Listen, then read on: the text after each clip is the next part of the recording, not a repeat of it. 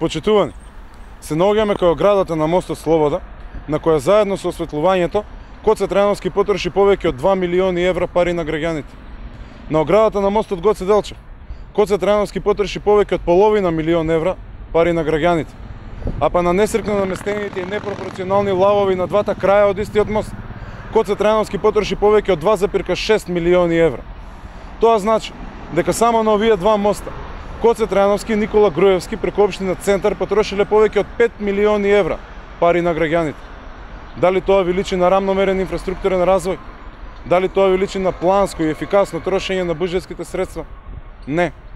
Додека нашето Скопје се гуши во смог, додека едни делови од градот пливаат во кал, а други немаат постојано водоснабдување, Гоце Трајановски потроши милиони евра граѓански пари само за да ги задоволи личните хирови и лукративните потреби на својот партиски дон Никола Груевски. Нив не ги интересираат реалните потреби на граѓаните.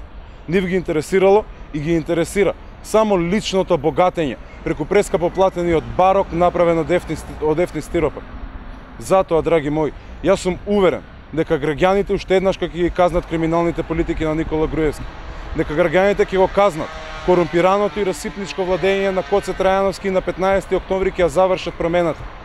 Ќе изберат градска администрација која ефикасно ќе ги троши нивните пари и која ќе ги насочи во мерки кои ќе донесат живот во Скопје за сите.